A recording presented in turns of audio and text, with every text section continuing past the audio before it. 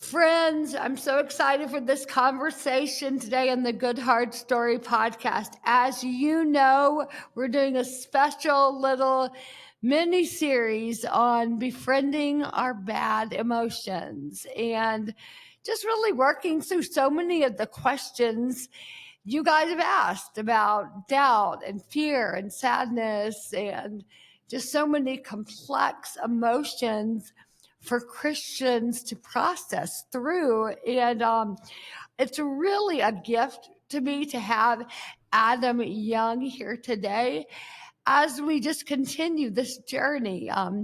I believe hidden beneath every emotion is a story that we're telling ourselves. I will tell our listeners that Adam, if you do not know, is a trauma therapist who beautifully integrates scripture, neuroscience, attachment, and it's just a really good therapist. He has an incredible podcast called The Place We Find Ourselves, and I have been a big fan of his podcast for many, many years. And Adam is a husband and father of 2 kids. And just personally, I have been on quite a journey, particularly in these last, I'd say 6 years since I've lived in Atlanta.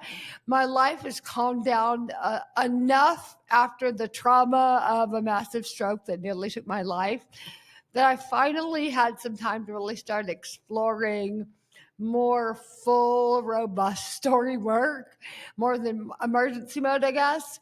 And so your work has been just incredibly important to me. So I'm really excited for our listeners to just get just some good nuggets from you. Largely, so many listeners of the GoodHard Story Podcast, Adam, are in kind of my special just Hope Heals tribe, which is a community of people, many of whom are living with a family member or are themselves affected by the story of disability.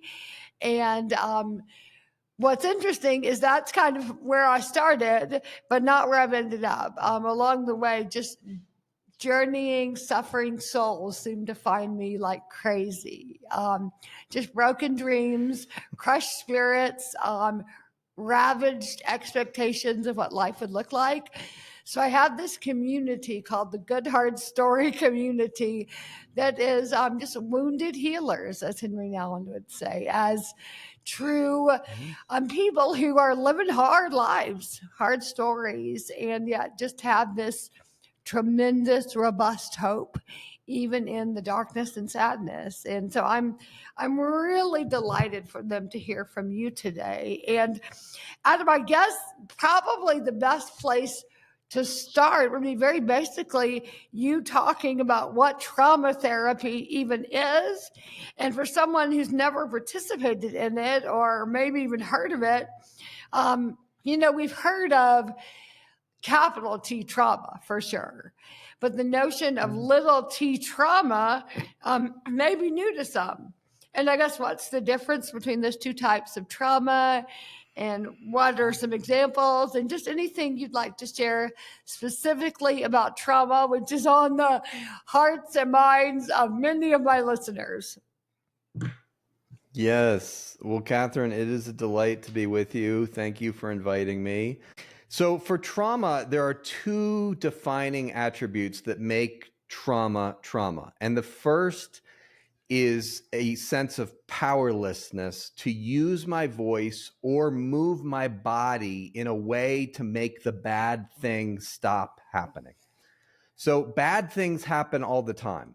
But what makes a bad event traumatic, or to say it a little bit more technically, what makes it an embedded trauma in our bodies are these 2 attributes. And the first is powerlessness.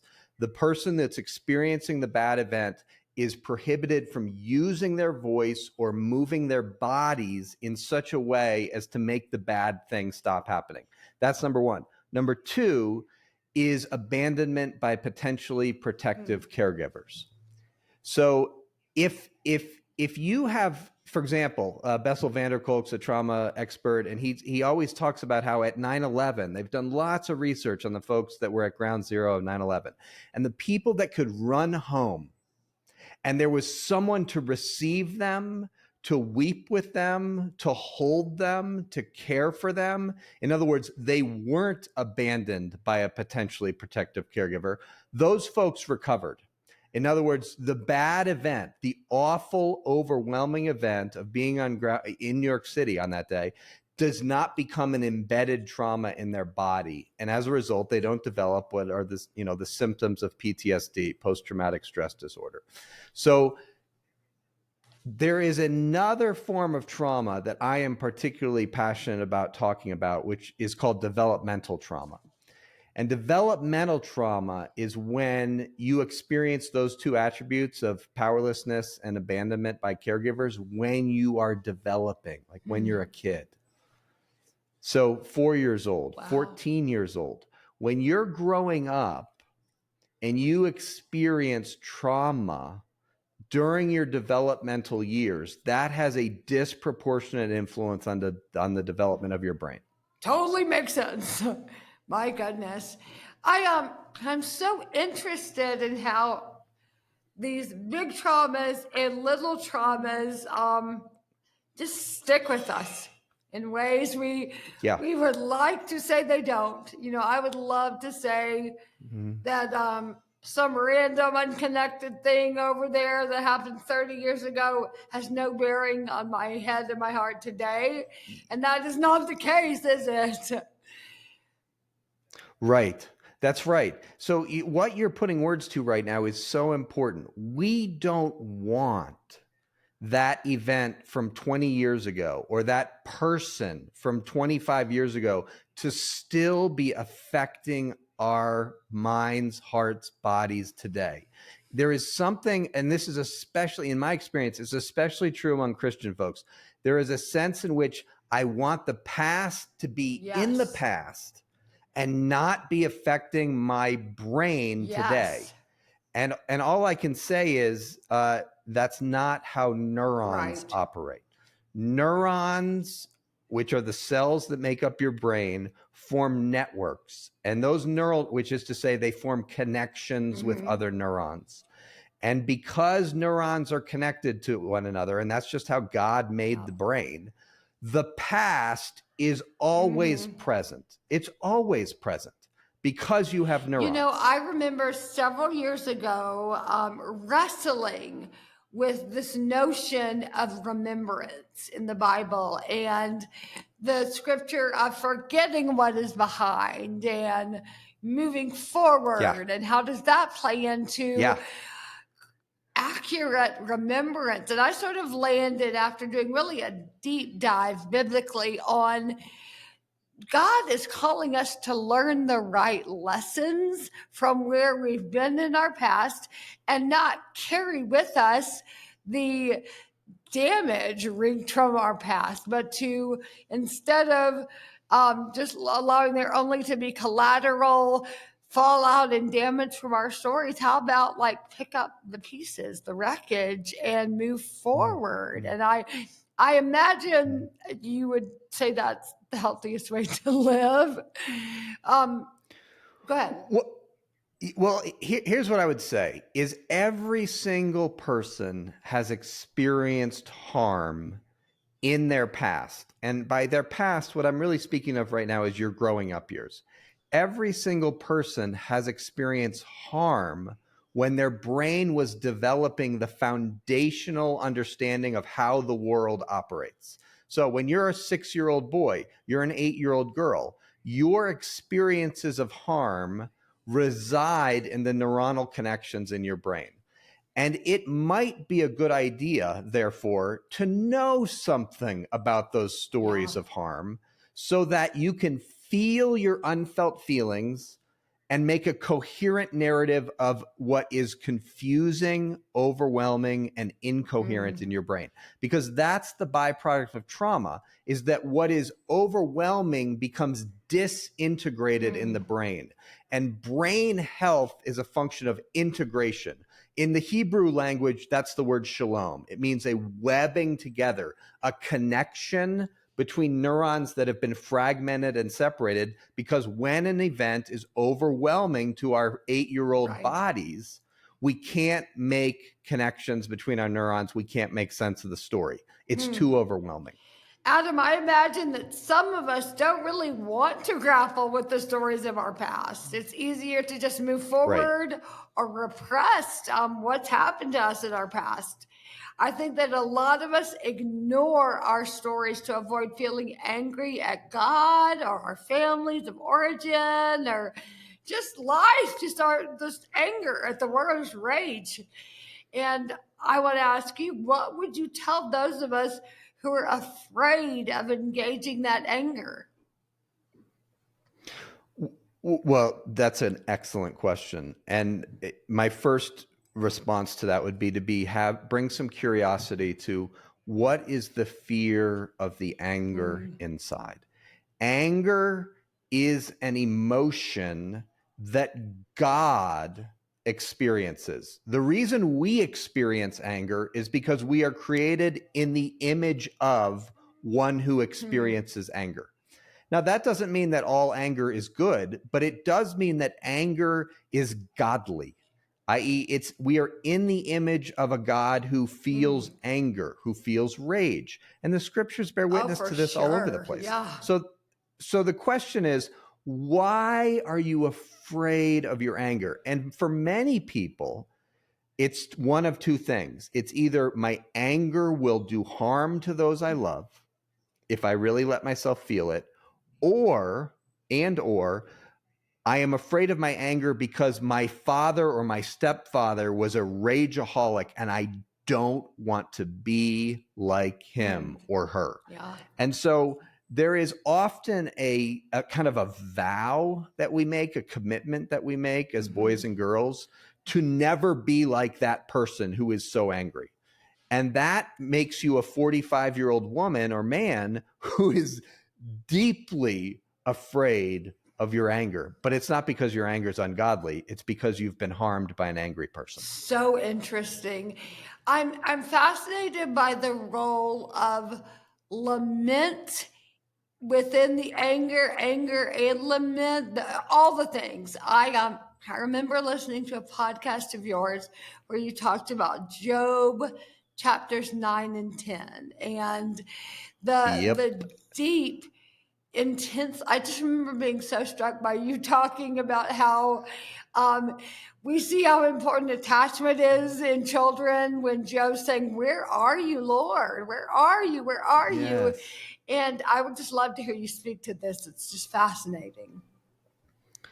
Well, it's not just in Job 9 and 10. It's throughout the Psalter. It's in the book of Lamentations. It's throughout the book of Jeremiah. There are many, many biblical texts where the author is expressing deep anger at God for either unresponsiveness or abandonment. Psalm 44 is an example of that. Psalm 77, Psalm 88, and what you just mentioned, Job 9 to 10 is a tour de force. And here's why I like Job, because Job expresses some of the most, in terms of poetic language, the most poignant accusations against God. And at the end of the book of Job, twice, God says that Job has spoken of him rightly. Now, most Christians have no idea what to do with that.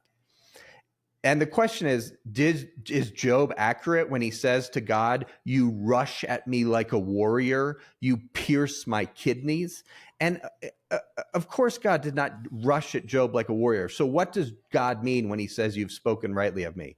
What he means is, Job, you brought your true emotion of anger to me in words, in speech, in prayer. You brought your true self to me and expressed it. And boy, oh boy, is that a good thing for us as human beings to do. Because we know that anger unexpressed leaks out. Oh, yeah. Okay. Oh, yeah. In so many ways. But anger expressed to God moves somewhere. It's like flowing down a river. It goes somewhere. And where it goes, according to the book of Job, is to the responsiveness of God, eventually meeting Job and providing genuine comfort. That's fascinating.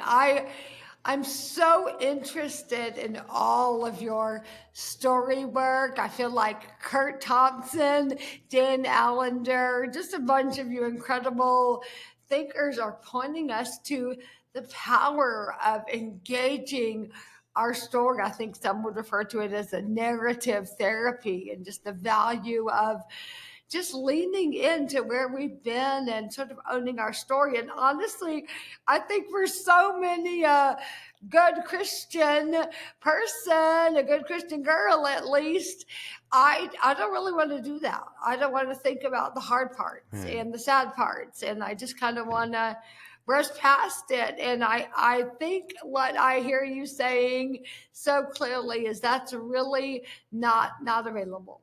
Right. I mean, when I was a kid, there was an illustration that was often used by preacher pastor types. And it was a train with 3 cars. And the engine of the car was facts, labeled facts. And the second car was labeled faith. And the caboose was labeled feelings. And the point of the illustration was that you are supposed to put your faith in the facts of Scripture, and then your feelings will get in line. But if you rely on your feelings, if you trust your feelings, the train is not going to go down the track properly. Okay, that was the illustration that I grew up with. And as a result, I had a deep distrust of my so-called negative emotions, like sadness, like anger, lament, all of that, grief, all of those so-called negative emotions, I was afraid of. But here's the dilemma. The dilemma is twofold. Number one, emotions are not supposed to be swept under the carpet. They're not supposed to be swept under anything. They're not supposed to be, quote unquote, kept under control.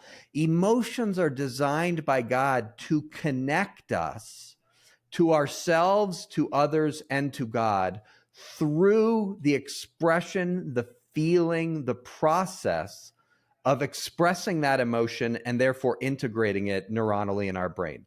And the second aspect is that God, and I've referred to this already, you have to understand, God feels the full panoply of human emotions. How do I know that? Because we're created in God's image. And as a result, when you see in the Gospel of John, Jesus weeping at the death of Lazarus when he's about to raise Lazarus from the dead, that has to make you tilt your head and go, what's going on here? And what's going on is Jesus is showing us how to bear witness and integrate and be with true human emotion, even the so-called negative emotions. And if Jesus weeps at the death of Lazarus, then certainly I can weep at all of my disappointments, all of my losses, all of my tragedies, without fear of losing the kind of Christian plot. Yes, that is such a deep freedom that, I love that. Goodness, Adam, I would love to ask you that when you begin to work with a new client, what is the process of piecing together someone's story? How do you begin to start that process? Well, I start with whatever's present. So when somebody sits down in my office, I don't ask them how they're doing. I don't ask them, how was their breakfast? I ask them this question: how can I be of help? And I am asking them, to what degree would you like to be truthful about where you are stuck in your life right now? Where is there a lack of shalom in your life? By the time somebody gets into a therapist's office, they have experienced not just stuckness, but the powerlessness of many, many attempts on their own of making their life work. And so when I say, how can I be of help? It's basically, how honest do you want to be about what's not right inside? And people usually respond with some measure of, I'm having difficulty with relationships, or I'm having difficulty with emotions. One of those two categories is what invariably, or both, is what invariably comes up. And then the question is, how might your depression, rage, stuckness in your marriage, disappointment with your children, how might those emotions be instoried for you? In other words, when have you felt this way before? Wow. Yeah. And Yeah, that of gives course. birth to reflection on their growing up years. Because the way the brain is wired, emotions in the present are always linked not only to the present circumstance, but to our past story. And I want to help them begin to make that linkage. It is so fascinating for me because, I mean, they say your brain isn't really formed fully till you're 25, right? So Right. Yeah. I right. had my baby at 25, and 6 months later, as a newly 26-year-old, had a massive stroke that blew up my life. And so my pre-stroke years were the years that the story's going to be about, that I need to engage. And Right. it's just That's been right. an extra layer of complexity to unpack, like a different life, a different body. Oh, it's Yes. Yes. The tendency is to assume that the big T trauma you experienced through your medical stroke as a 26-year-old is like the defining event of your life. And of course, in many ways, it is. But you had a story before the stroke. And that story involved primary caregivers. It involved perhaps siblings. It involved coaches or teachers or band instructors. It involved people who were sinners and who harmed you well before the stroke. And that story Oh my matters. goodness, yes. And you teed me up perfectly to ask you this, Adam, because I could not agree more. Adam, a lot of people listening to this podcast have experienced some capital T trauma, for sure. But others might be really quick to dismiss their hurts and wounds as minimal or just not that big of a deal. So, what would you say to those listeners who don't think their hurt is significant enough to require intention and healing? Right. It's a brilliant question. Thank you for that question. Because lots of listeners, they say, I didn't have a stroke like Catherine. I should not be so upset. I should be more grateful. I should not be stuck in the places. I should not have the anxiety and the fear that I have. And here's what I would say. And I got this metaphor from my wife, Caroline, and I'm so grateful for her metaphor. She said, look, sometimes big T traumas enter our life and it's like a grenade goes off and the shrapnel lodges in our body. Other times, little T traumas enter our life and it's like a splinter in the ball of our foot. Now, that's not the shrapnel from a grenade, but a splinter in the ball of your foot can affect the way you walk all day long. And the question is, if your friend has 2 broken legs, why does that make your broken arm unworthy of care and attention? Goodness, it's so good, so true. I deal with the shame of both. I'm on both ends of the spectrum. I deal with I'll meet with a sweet widower and I'll feel so much guilt that I lived and his wife didn't. But then I know that I put to shame people constantly, completely on accident by my story's so much worse than theirs. Or, I deal with so much of that. Yeah. Yeah, but here's the thing. Anytime, and this is for your listeners, anytime you are out there and you think to yourself, my story is not as bad as someone else's, you are comparing your life to someone else's, and in that sense, you are engaged in the process of self-contempt. Anytime you compare your story to another person, you are getting sucked into self-contempt. And what is self-contempt? It is a turning on yourself rather than bringing a posture of kindness and curiosity to your own wounds. And here's what I say to those folks. In Jeremiah 6 and again in Jeremiah 8, God gets very angry with the leaders of Israel, and it's for one reason. They dress the wounds of his people as though they are not serious. Peace, peace, they say, when there is no peace. And sadly, that's what many of us do with our own wounds. You know, we say, hey, I didn't have a story where I escaped from a totalitarian regime and had to, go through all this trauma. Therefore, my wounds can't possibly be that bad. Or I know someone who suffered more heartache, harm, abuse than me. Therefore, my wounds can't be that bad. And let me tell you, God is not pleased when we dress our wounds as though they were not serious. Why? Because God is the God of all comfort, and he wants to comfort the wounded. But if you are dismissing or minimizing your wounds, it's not that God can't comfort you. It's that you won't give him access to your broken places in your heart because you won't go there with kindness and curiosity. You dismiss them, you minimize them, you avoid them. Wow, Adam. Yeah, whoa, so good and so true. And I'm still like 8 points back for a second. Come back with me to make it all about me in my life, because the stroke is the big T trauma. It almost feels like all other little T traumas should be such second-class citizens of the story. And what is so fascinating is that is not the case at all.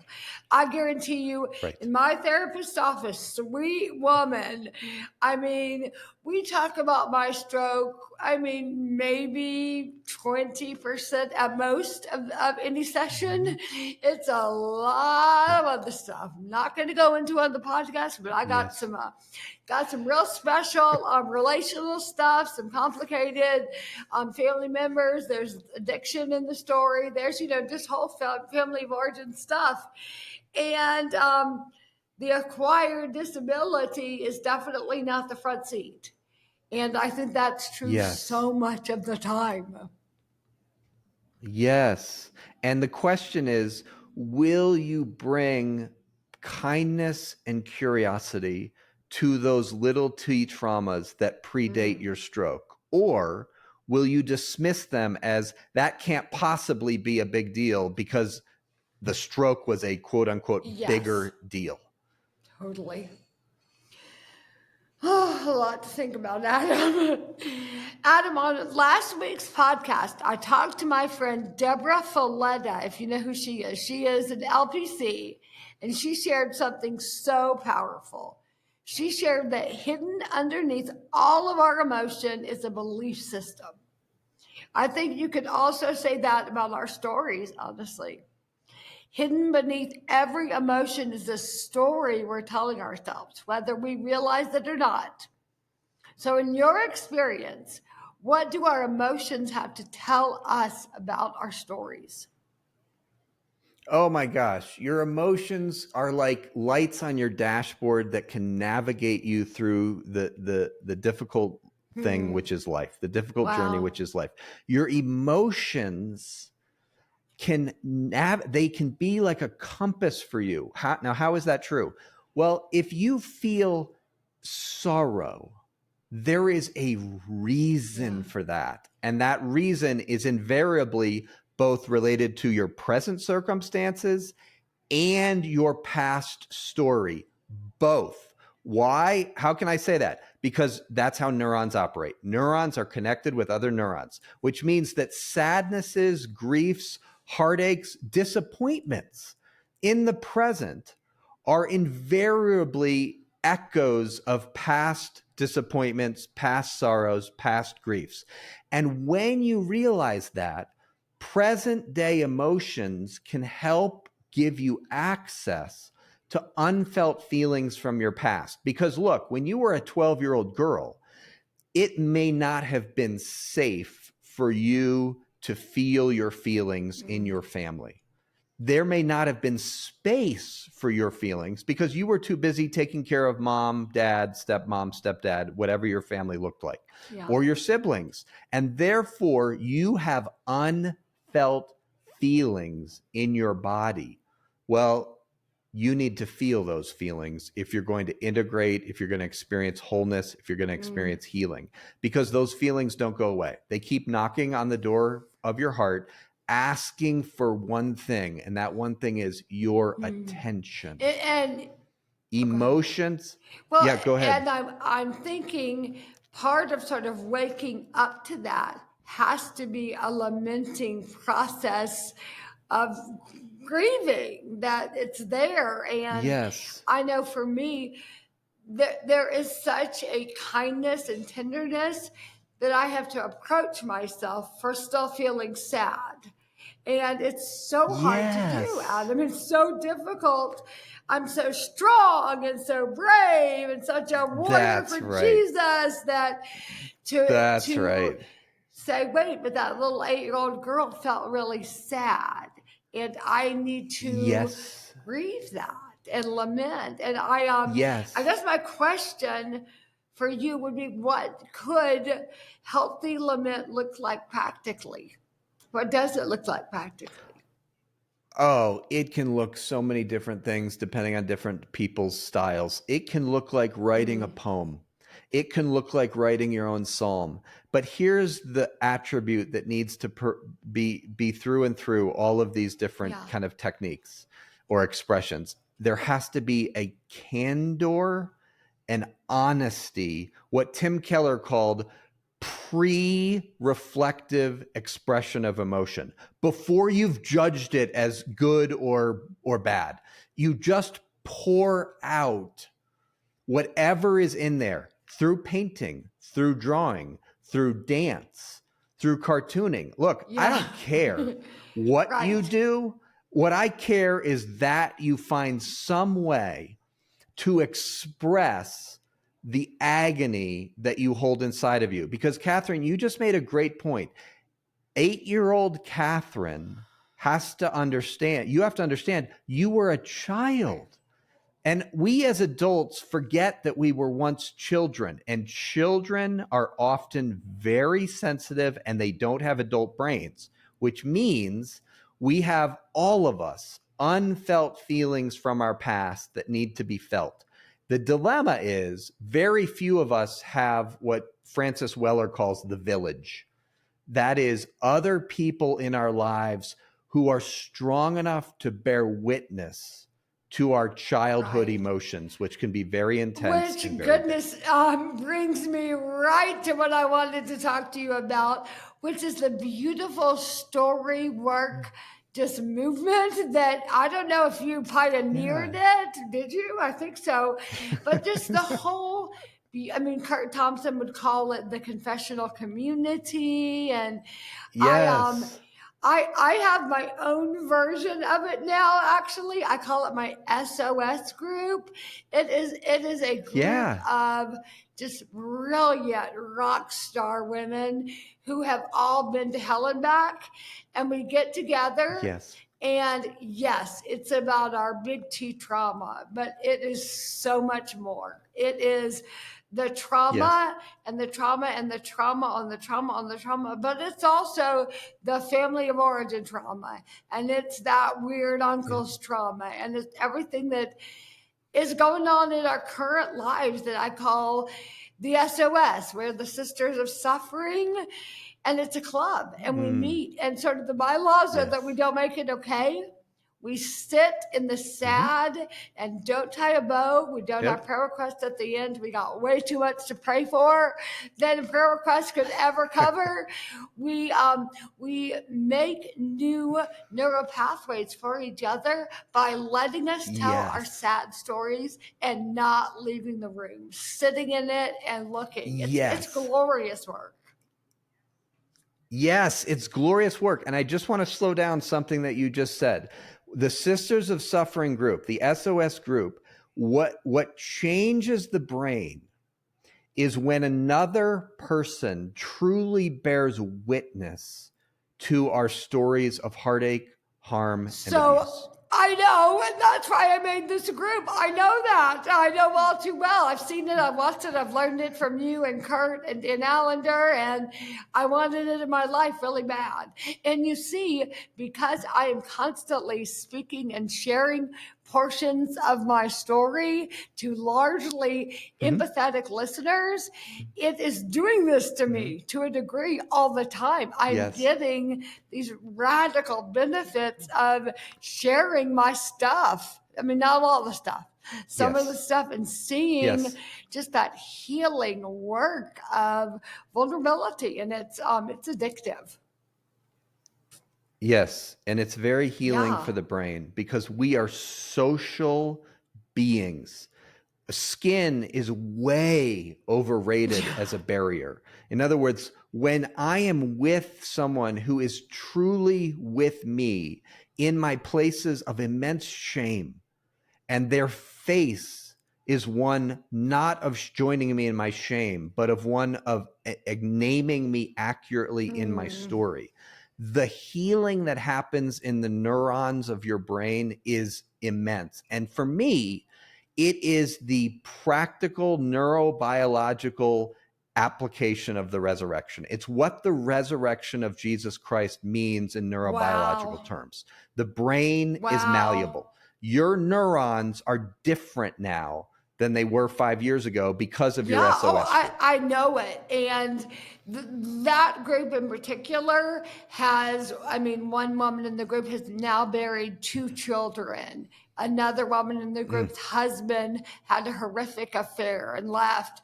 Another, I mean, we got rough stuff, but we're all too tracking to think that's the only stuff. We're all like, yeah, we got big stuff, but we also got a whole lot of little stuff that hurts real bad too. And it's glorious to come together and process and let the Holy Spirit move, but not have to make it like, oh, we're all learning about this Bible verse. No, we're all learning about each other. It's just so important. Yes. So yeah, you're part of my inspiration for the SOS Club, and I don't know. One day they may be happening all over America because I just think they're it. They're a different way to live and be in this world, and it's just so glorious. I want to publicly thank you to say it's been one of the most important parts of the recent years of my journey is just really honestly sitting before a group of women and just letting me feel known and seen in all the weird, sad shame that accompanies this brand of suffering, and just so much comes in the healing from that. So I'm really overwhelmed with gratitude for this roadmap that you've provided for me. You, Kurt, many other voices. You know, I think you recorded a beautiful episode a while ago on the Psalms, in which you said that the Psalms have been designed to be appropriated. Is that the word? Appropriated by us. They're a receptacle for our particular experiences. You even created an exercise for your listeners to write their own Psalms out, which I love. I actually did this intuitively with a verse from Habakkuk. Right after my stroke, I rewrote Habakkuk 3:17 and 18 to fit my situation about a year after the stroke. Brilliant. And it did something very, very deep to me. It really, really transformed me. And I don't know. I think it also became kind of a declaration. It was like a prayer and a declaration that, and I mean, it was rough. Do you want to hear it? It was intense. I wrote, though I cannot walk and I am confined to a wheelchair, though my face is paralyzed and I cannot smile, though I am extremely impaired and cannot take care of my own baby boy, yet I will rejoice in the Lord. I will be joyful in God, my Savior. And that's, that passage is, though the fig tree does not bud, I will rejoice in the Lord. And somehow in that, it was just this just almost battle cry, comfort to my own head and heart. And you just do that so beautifully with psalm work. It's really cool. Yes. What you did in that poem was the result of faithful grief work. It was, and in that sense, it was authentically earned. And when there's two ways to say a prayer like that: before you've grieved, and then the words are just words. And then there's the after you have grieved, you have raged, you have lamented, you have pounded, you have been in the fetal position, weeping, you have let your body shake. And when you can come to write a prayer like that, after the trembling, the words land in a place in your heart and in a place in God's heart that solidifies your relationship. And in that moment, God is yours in a way that God was not previously. Yeah, it did so much to me to just see that declaration written on the page. But I've done a lot of writing, both in books and blogs and a lot of places. And I think so much it's about me seeing the word that I believe on the page. It's me, somehow my brain recognizing. It's like a final, like something connects differently when I see it. Of okay, this is it. This is, I know this is it. I feel this. And it's radical to write out your story. Your story work. It's pretty incredible. I have been a Pollyanna type my whole life for sure. But my stroke and a bunch of other just junk in my life have really forced me to get comfortable sitting with hard things, which is completely not my jam, I'll be honest. I have become such a big believer in the deep purpose we can find in emotions, even in the negative ones. And I guess my question to you is, do you find this a lot? That suddenly the Pollyanna type can be kind of addicted to going deep? Because it's so interesting. I never in a million years would have thought. I love Jesus and love the call to all the good stuff, the purity and think about these things and the joy of the Lord and the hope of Jesus. But I realize a part of that is also being willing to be sad and get real about it. And I don't know, I bet you do find this a lot. Well, it comes with people that have two attributes. Number one is courage, and number two is integrity. And if you have the courage to write what is true for you, to speak what is true for you, to feel what is true for you, then you will also have the integrity by which, that's the word integration, in your brain. Places that were disconnected get connected again.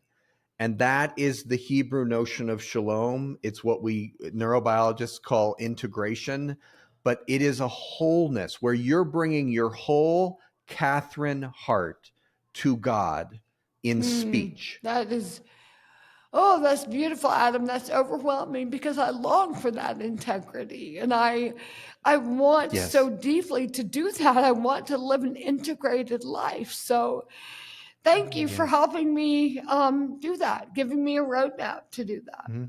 Adam, what do we need to do to be formed for the better from traumatic experiences rather than simply destroyed by what we've been through?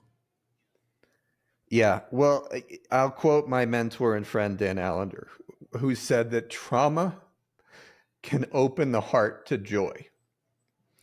Trauma can open the heart to joy. Now, I don't understand that sentence, but I have experienced it to be true. It is what Joseph is saying in Genesis 50, verse 20, which is what the kingdom of evil means for your harm, God intends for good. Now, again, I don't understand how that happens. I just can bear witness that it's happened in my life. Fully, of course not, but in many very specific ways. The heartache and abuse that I suffered as a boy, because I have opened myself to the vulnerability of those emotions, God has somehow, I don't know how God does this, created joy. He has, in the words of the psalmist, enlarged my heart. And what does that mean? It means what Paul exhorts us to rejoice with those who rejoice and mourn with those who mourn. And in my experience, people that have suffered their suffering well, like you have, Catherine, are more able to rejoice with those who are rejoicing and simultaneously more able to mourn with those who mourn. In other words, your heart is bigger, which is to say it's more Christ-like. I can't agree fully with that because it would be so prideful, but I'm telling you, that has happened. I have literally watched my capacity for carrying both the deep sadness and deep joy increase tremendously in the last 16 years that whoa, you're just so right. So will you say that again, that trauma does what? It increases. Trauma can open the heart Trauma to joy. can open the heart to joy. Yes, trauma has for sure opened up the capacity to hold both for me, both the hard and the joy of this world, and it's glorious. So I thought it's such a beautiful way to put it, and what hope there is in our horrible trauma that there's joy available in it. That's so rich. Thank you, Adam, for that word. The Joseph story is in no way saying that the trauma of being thrown into a pit by your envious brothers was good. And I want to say that so loudly. I want it italicized, bolded, and underscored. There is nothing good about sexually abusing an 8-year-old. And if your story involves sexual abuse, for example, just because that makes you a holier person, if you allow it to do that, does not make the sexual abuse in any way good. I mean, in the words of Paul, by no means. The Greek is me geneto. May it never be so. So I don't want anyone to hear me saying that trauma is good. Trauma is of the kingdom of evil. It is the assault of evil on the innocence, the goodness, the openness of a child's heart. And so just because God, in God's freedom, creates goodness out of trauma, in no way makes the trauma good. Yes, totally. This has been so good, Adam. Oh my gosh, my heart is racing. I'm thinking 10,000 things. I'm not going to keep you 3 more hours, but I am going to ask you one final question that I feel like this is so a part of your work. Adam, what is good in your story? What is hard in your story? And how do you live in the tension of both of those in your good, hard story? Oh, boy, that's a hard question. What is hard in my story is that I was sexually abused by my mother. What is good in my story is that the nature of sexual abuse is that you become, as a child, hyper attuned to the adults around you, particularly those who are abusing you.